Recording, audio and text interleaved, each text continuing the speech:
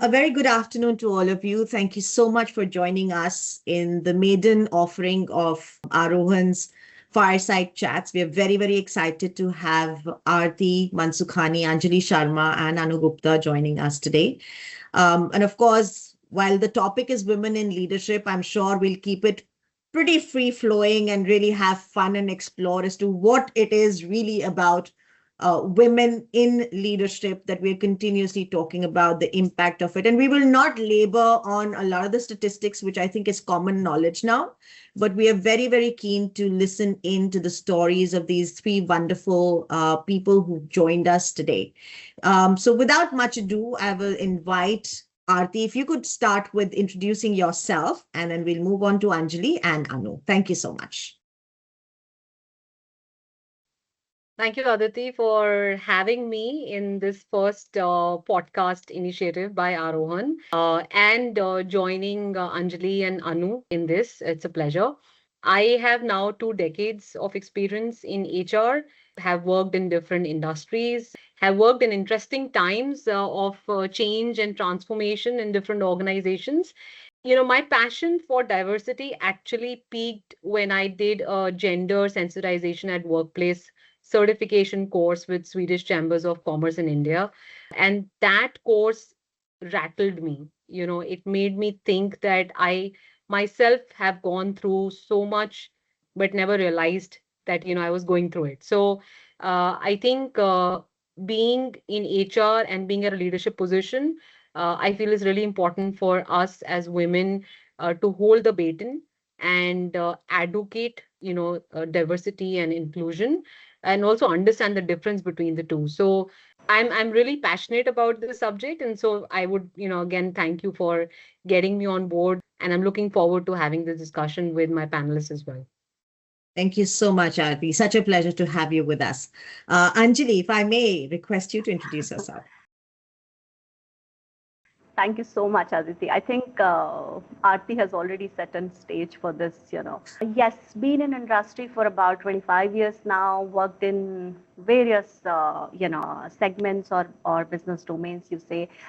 Been in HR always, played almost every role possible in HR fraternity, be it journalist or be it a talent acquisition or learning and development. I think I always say this as is very close to my heart and have never left that hat ever. In spite, I'm doing even three, different roles, but that I really love, and I know I relate with Aarti on that. That I think that's the space that gives access to influence a lot of people, lot of guidance, and people come to you to change, evolve. They want to look for a new person. An entire drive of making people aware about what diversity is all about and how we include we can be inclusive and all of that.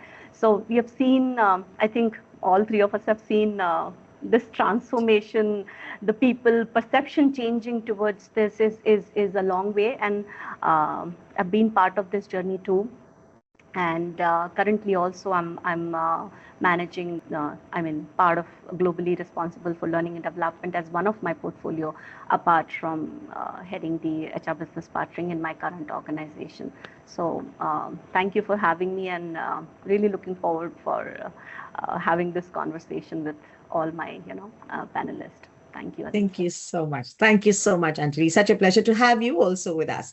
And last but by no means least, Anu, non-HR. So let's hear from a non-HR person.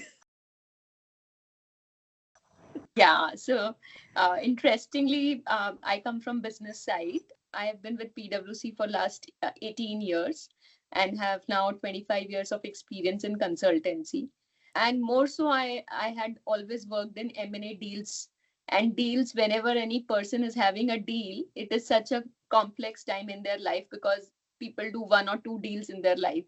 And when they are doing this and the money is at stake, so there is always high pressure and high uh, stake games for any owner who's trying to sell or purchase. So that's the field I represent. And I'm so glad that as PwC and as organizations, consultancy organizations, people are able to make place for women. And as PwC also, we had specifically prioritized this goal that more and more women are encouraged and given that chance to prove their mettle. And sometimes you have to sacrifice the short term for a long term, and that's where people attach to you by their heart and not only by their time. So very happy to engage into this conversation and hear viewpoints from a multiple strata of your way an HR fraternity thinks versus a business fraternity. But I think looking forward to this conversation. Thank you, Anu. As all three of you were introducing yourselves, and I was thinking about my time in the corporate world, which was a very long time ago, I must say. And, and every time we alluded to diversity, I think it was how even the word diversity and inclusion has evolved over a period of time. In our times, when we said diversity, it was only about gender numbers, which wasn't a bad thing, really, right? We had to begin somewhere. But it was really about getting more and more representation of women in positions. And I'm not saying necessarily only in positions which are considered leadership positions, but generally across the board, having more and more people. And, I think I'm just very glad because I spent a lot of time in banking. And I think in banking, at least on the retail banking and on the private banking side, the level playing, the playing field leveled faster than a lot of the other industries as well. So I think it was a very interesting time. The transition from the early 90s all the way through till about 2000, mid 2000, when I was still working, to really see how that evolved. But I think some of that conversation still continues. When I meet with clients, when I meet with people, there are terms that I use that I still find borderline offensive, and I would be very keen to hear your thoughts around that, because people say, "Oh, this is a diversity hire," and I sort of get extremely concerned when a person is referred to as a diversity hire, as opposed to coming there on the back of their competence, on the back of their education, on the back of the capabilities that they bring. And if I were to just sort of complete that with double clicking on just the gender piece right now, because we are focusing on women in leadership. And the fact that while we've achieved parity in education, we still haven't achieved parity in terms of the positions that we're holding in organizations. So I'm very curious to hear your thoughts, off the bat, because you all talked about diversity, just sort of your thoughts on what you think, how we refer to people, and how some of these agendas can also get misconstrued somewhere along the way. So whoever is ready to go first. I think, Aditi, it's an interesting observation that you have where a job description mentions it's a diversity hire. I would give some benefit of doubt to an organization who's publishing it, probably because, I think they want to intentionally bring or give access to an opportunity, to a woman. And I think for ease of reference, let's, say that, the opportunity is being offered to a woman. And I would say that, it's many times it's the intent with which the job is being posted.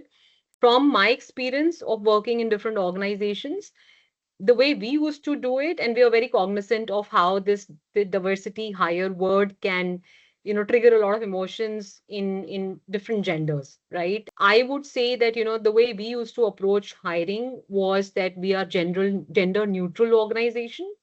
The hiring has to happen on merit. Having said that, I still see that, for women to really get access to these opportunities, sometimes I feel it's important to mention that diversity preferred. That's how I see it. I don't know how, Anjali, Anu, you would see this. We have seen those phases, right? And now we say we are equal opportunity or we are gender neutral. But again, the journey, I have seen, and the biases, we have seen in those times. I think every organization whatever you call it. It's still, it was, the intent was very, I mean, there was an intent to have more diversified people for the role. Yeah, eventually, people got there that, we are equal opportunity, or we had, but I think intent was right. And I have seen the forms changing. Even, the work days, you have a option to choose different genders, and you have, beyond men, women, LGBTQ, all of, so that journey we have seen. And I mean, I've been part of that, where we said that this is, we are hiring, and we have mandated people that it has to be 4:1. So if a role, 4 women profile versus 1 man profile. So if you have to change something which is, which is built up over so many years, hundreds of years, and if that has to change, I think there has to be some intent. And being a women leader, the intent were very clear that, we want to do this. So I would give a benefit of doubt, that fine, not there. But at least in the beginning, yes. But now it has changed. It has changed a lot. And that those intent and those intentional effort, I think, has gained a lot of results. You see, 10, I've seen 10% to 20% to 30%. You said that we all know numbers, right? We have reached to organization 50-50, which is great to have achieved. And that does not come with little, being intended to do something. So yes, it's a journey. It takes a while, and people evolve, or, organization evolving. But yeah, I would say my take would be that on that. So for me, it is very important that as women also we change the narrative. And unless men also are not intentional, whether it's called diversity or whatever, if they're not intentional, this goal would not have happened. So for me, it is very, very important that we don't color everybody by the same brush, because it's actually a joint effort of the organizations. And today also many of the organizations are led by men. It's hardly few women who lead it. So if they would not have been intentional, it would not have happened also. So I think it's an equal partnership, and we should give full marks to them and not take that in a negative stride. I think that's such a beautiful piece that you put out there, Anu, because fundamentally, and I think that's what I want to double click on, is about the intention. And intention will eventually bring in meritocracy. Having said that, we also know that it is not always balanced, right? It is not necessarily always in favor of one gender versus the other.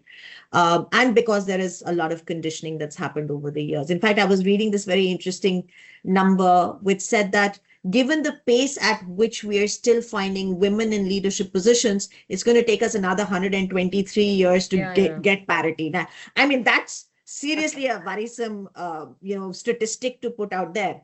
So I think even statisticians at some point in time need to be a little more cautious about the numbers that we put out there. And in the same vein, I was actually, when I was following all that was happening with the International Women's Day this year, there was this really interesting picture that came on Instagram about a lady holding a placard and was actually against. So she was talking about how she doesn't approve of IWD. And the placard read that all I'm asking for is equality. And you should be thankful because I'm not asking for revenge. And I thought that was so stark, right? Because I think over the years, as women, as girls, we've all found our place in education. And that's what we're seeing more and more. And that's why I said, there's parity in education. But there is something about biases that are still at play. And, I think biases almost trump intentional a lot of times because they're unconscious, and hence we don't know that we're operating in a particular way. So I'm very curious to hear your own personal stories of how you navigated your own journeys to reach the positions that you did. I can share a few examples which now being a leadership position, I still see maybe other women who experience it. And because I've been in that place, I've always felt it as my responsibility to put a stop to it, or to speak up, or to say this is not correct and we are being guided by our biases. I'll give you a couple of examples of my journey. I I got into a leadership position very young in my career. So I was only 7 years postgraduate, and when I got my first leadership role. And the first thing one of my colleagues, who was a seasoned leader in a different function, said to me that you're too young to hold this role. That was the first statement. The other that came right after that was, you're also a very risky profile to hire because you're single and you can get married and just quit your job. So I'm highlighting a few of the biases that came through to me in my experience. Um, I've also had some very seasoned leaders, and including women. I must point this out that, a lot of times we say that men are biased against women. It's not true. I feel, and I have experienced that women are also biased against women. I think we need to do a lot of work there. I've had a seasoned woman leader say to me that because you do not have children, you cannot take vacations, you know, or even saying that if I wanted a promotion or a raise, because I do not have a spouse or I don't have a family to run, what will I do with the promotion and raise? So I've had a lot of those. And at that point of time, to your question, how did I navigate?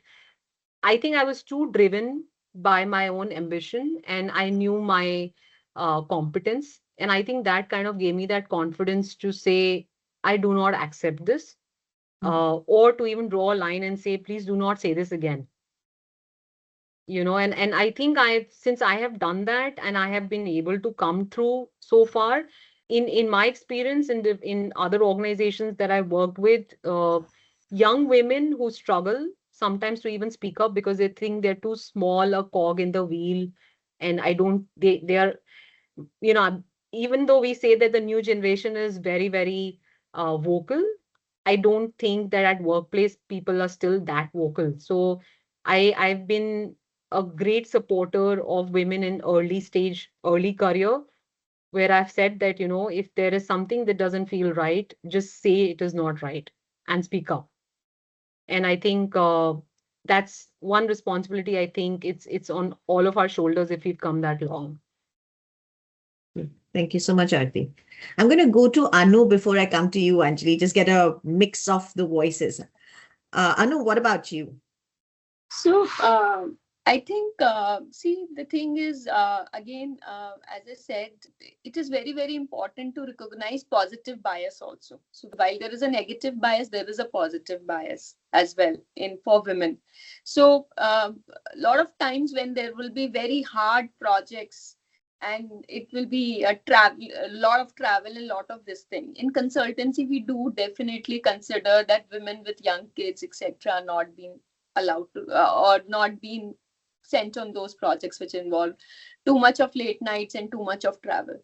So I feel there is a lot of positivity as well in the organization for women and a soft corner for women. It comes through your personal values, personal behaviors, the way the narrative changes, the continuous learning and development that happens in organization to bring to life that what can be if you have a women member in a team and a very committed person in your team. Even I've seen people who've gone on maternity have still contributed to the projects or things which they were actually doing. And it may not be that they would be 100% there, but mentally by heart they might be there with you. And there are men who are sitting in the office and they might not be contributing. So it can be either ways, and therefore even men have started recognizing good talent. So whether it is men or women, they genuinely feel that a person who has the heart with them will always perform better versus a person whom they are not being able to connect. And therefore they will make all the space for that person to flourish and boom, because any leader or any organization can only be successful if their people are successful. So I've seen both kinds of things, biases, positive bias, negative bias, and therefore it is in your mind how you interpret these things and how you positively take it and move on from there. son was 3 years old, I was being sent for a leadership course to Cape Town. And this was across the world, all PwC people were coming. And one person from each country was nominated. So it was highly prestigious. So when my boss and my HR head told me that you have been nominated for it, I was like, as if it was such a big burden on me that how can I go leaving for 3 months my son behind? So my boss said, it's very easy, Anu, to say no. Recognize that it's only a lot of people would gun for it and you have not even asked and you've been given this opportunity. It is easy to say no. Why don't you think out of box? You all the time do structures for deals. Why can't you take your in-laws along with your son along? You have got a flat there. You sponsor them and go. Why do you miss the opportunity? So I had positive bosses who had actually encouraged me, and because of that and so many instances, and somehow I raise the negative part of it from my memory, and I only take with me all those positive things due to which I've been able to do whatever I'm able to do. So a lot of gratitude for people who have supported me. I have picked up with just one confidence that I'll ask a lot of questions. I'll be open, and I'll also enable people in the journey. I think those gestures also made me a person who am I today. Always open for guiding people, supporting people, mentoring people. Sometimes just giving them blindly some of those opportunities, even when they feel they're not ready. And little bias towards women always, because I think it's like, giving, though I had more men mentors than women, but I still believe that someone has to hold hand, right? And if someone helped you in this journey, I think you should be the one. You should create an ecosystem which you want to see it for yourself, or maybe you haven't got sometimes. So yeah, I think it was a lot of ups and downs, but full of learnings, because I'm really going to support a lot of people in the way. And if I'm not the one who's supporting, and that goes in my professional journeys as well. I always manage huge teams. If you see learning and development, you know that, we have seen all the eras, right? Where we have 5 centers, each have like 100 people in one influx joining, or 500 people, and you are manager for 500 people. They all are graduate trainees. Again, intentional biases creeped in when you say, while we want to bring in women in the system, that's I think the first place in the resource mix where you can have all those fresh graduates, and easy to have representation, if nothing leadership, right? It's a long way to go, but why not?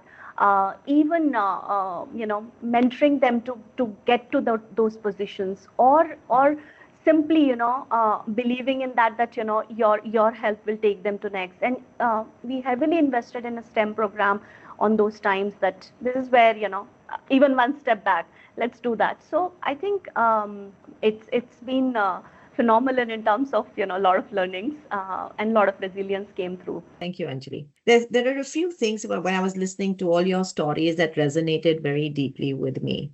And it was like a deja vu moment when I thought of my times when I was working. And I still remember so as a banker in the early 90s, there was no concept of sales in banking. And I still remember when my manager told me, oh, I think you'll be very good in sales. And I was like, okay, I didn't know that in banking you had to go and sell. But it was pretty interesting, because I started to manage PSUs as clients, which was another ball game altogether. And everywhere that I went, it was men. And I remember in those days, there were only 2 women. One was yours truly, and there was another lady in another bank.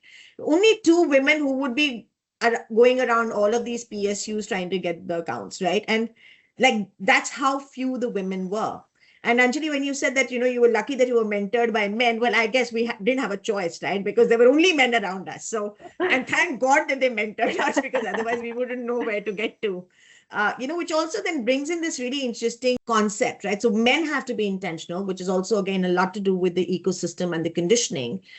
But I think for the pay it forward is on our shoulders, because are we now becoming role models for the generations to come? Now, and I'm also going to bring this other interesting spin to it, which really was jarring when I was speaking to a client, and they said, every time we go out and do campus placements, and we really want to have equal number of girls joining the organization as frontline teams, but most of them end up saying no because girls in sales is not permitted by their families.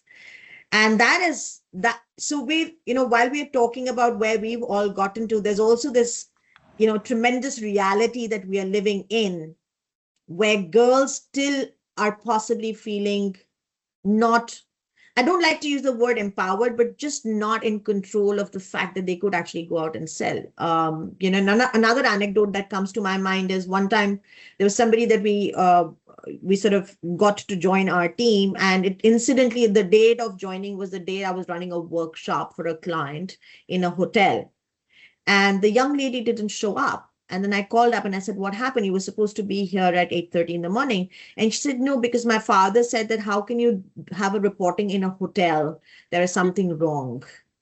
So just look at the narrative that exists around. And I was like, but it's a client location. I'm there, and as much as comfort that I was wanting to offer, but it was reporting at a hotel that was just not the done thing. So I'm very curious to hear some of your thoughts around, while there are biases within the workplace, but our ecosystem still continues to be what it is. And I think it's also a concept of where we are socio-culturally in our country. So opening it up for your thoughts. Of course, there are constraints, and I do agree that, leaving our girl child alone for any parent at whatever age they may be, it will always be a cause of worry.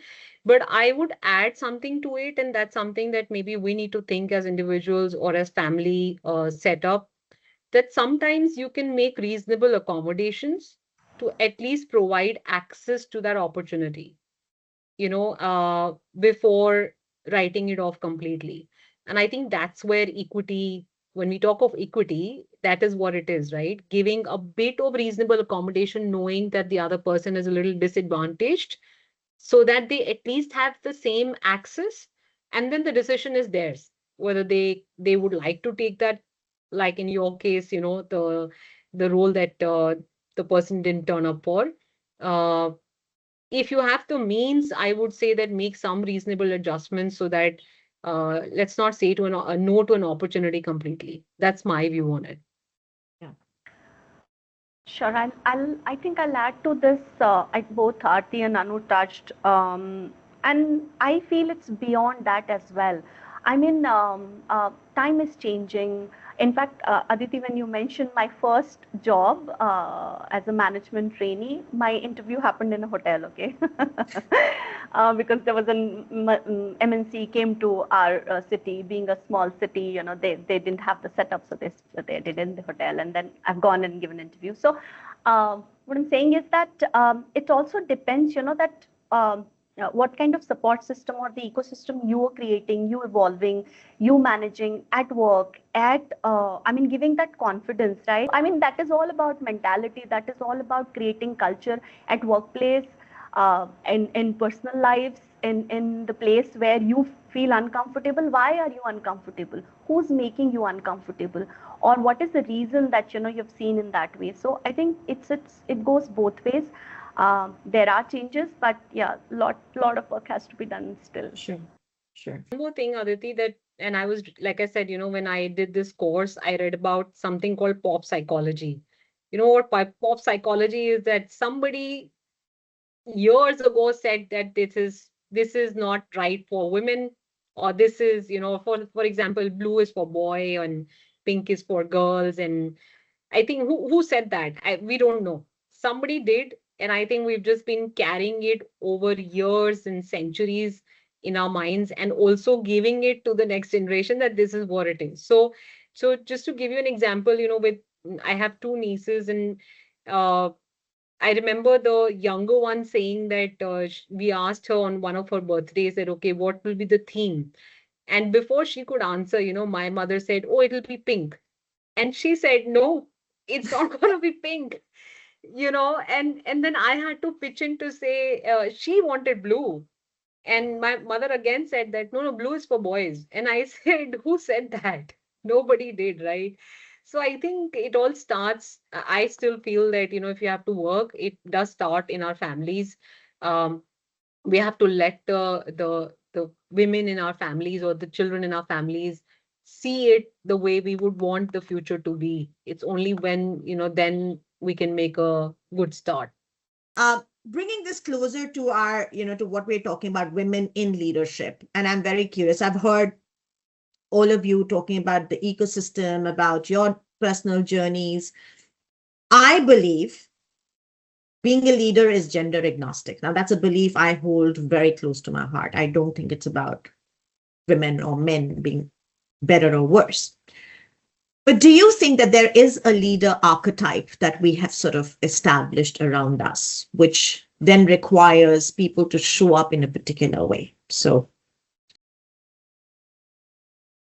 yes, there are, and we have seen, how leaders behave.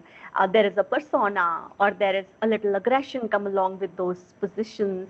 There is a way to be in when you are in leadership positions and all of that. And we have seen this, and people say, "Oh, I'm scared of that," or this is what leaders should look like, and all of that. But I think times are changing drastically, and I have seen how people around me on leadership positions, and how I have also evolved when I've seen other women leaders around, that now people want more empathetic leaders. People are looking for more leaders who are very collaborative in their leadership. In fact, people are practicing servant leadership. So I mean, it has gone to a different notch. It's no more that labeled as this. If you are a CEO or a CEO, you have to behave in this particular way. It is more of being authentic. It is more of being adaptable.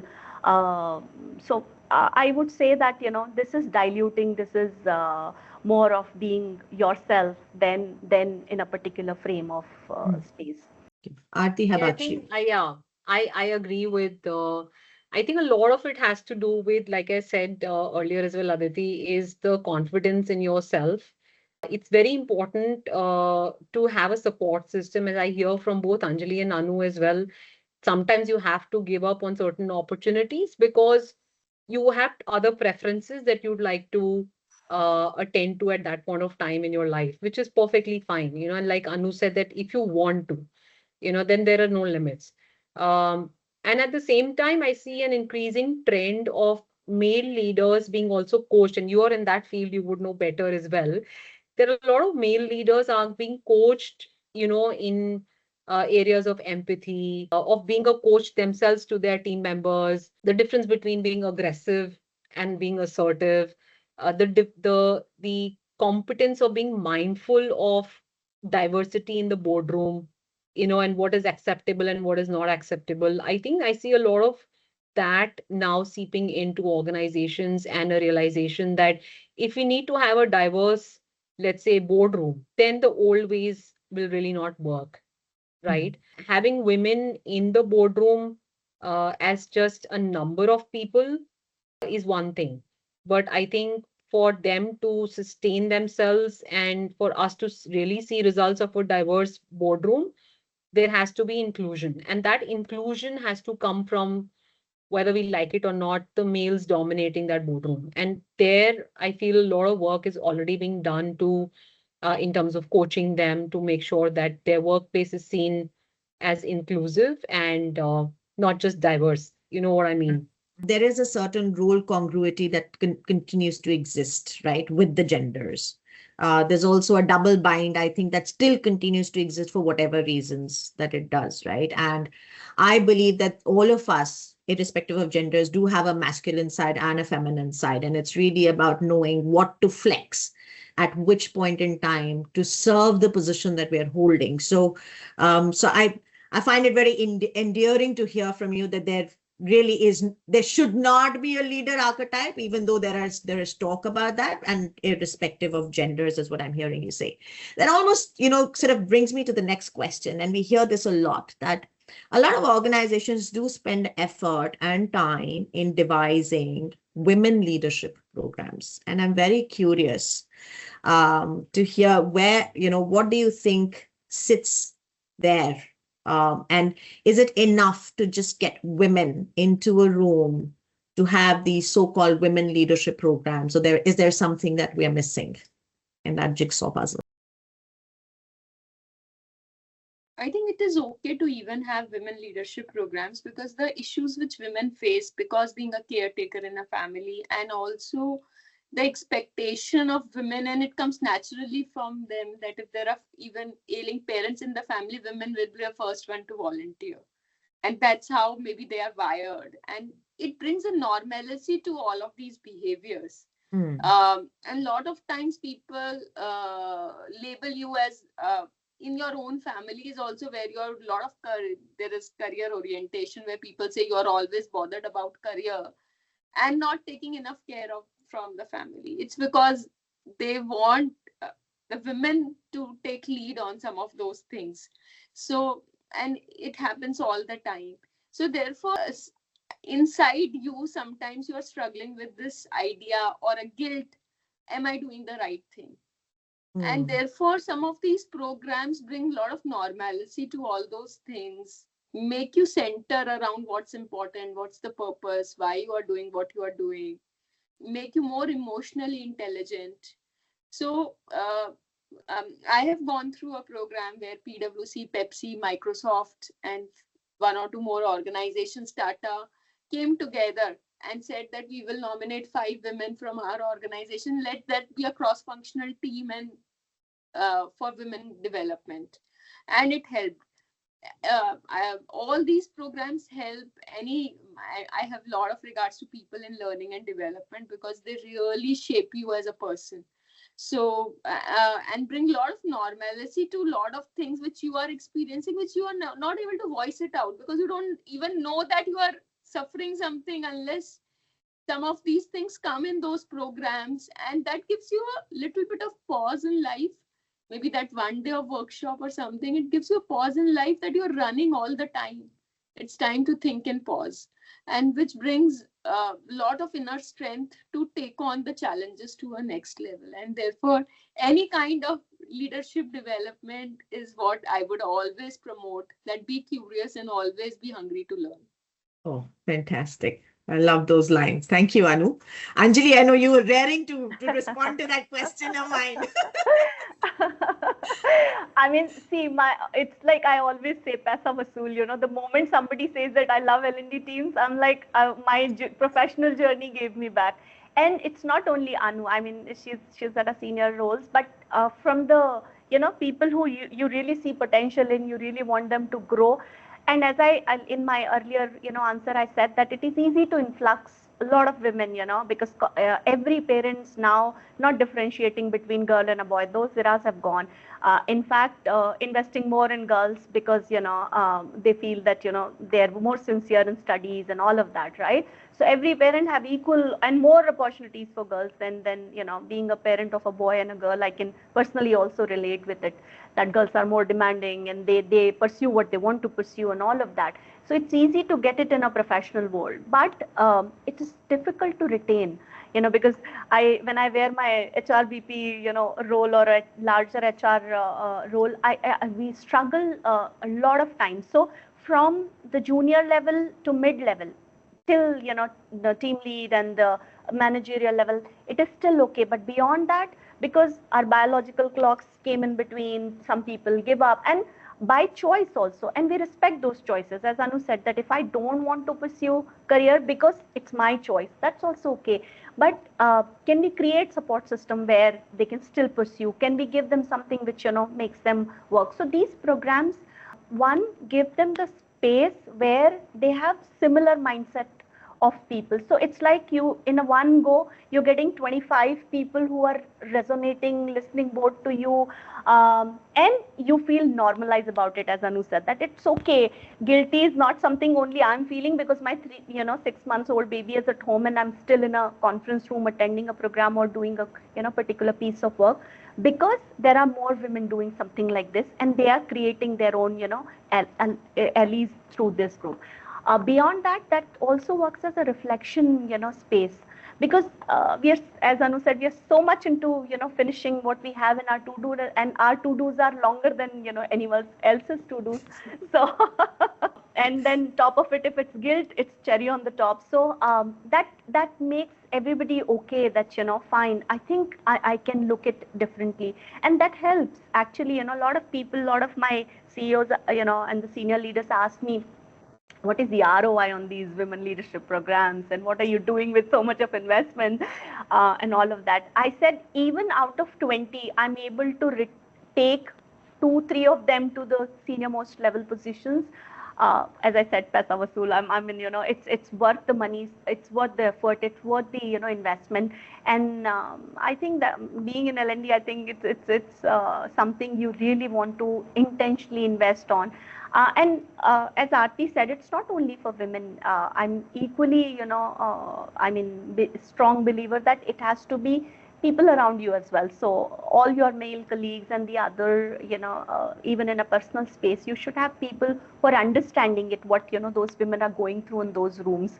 Otherwise, if I'm coming back and, I don't have a support from the rest of the, and like we are saying, access to opportunities, or, creating those influence or moment, if that's not surrounded by it's going to die. So yeah, I think that's what it is.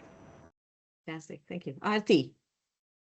Yeah, I think I agree with what Anu and Anjali have said. Uh, I would, what Anu was mentioning, there are a lot of, I know a lot of women mid-career, and that's what even Anjali mentioned, is where they see this challenge is a lot to do with self-doubt as well. Mm. A lot of times they think that I don't think I can do this. Is this something that I'll be able to sustain in the long run, given my other responsibilities of could be a caregiver, could be a mother, a wife, and all the societal expectations that we have on women.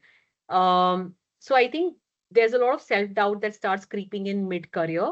That's one. And especially if you, let's say, become you're given a leadership position, there's also this doubt that do I deserve it?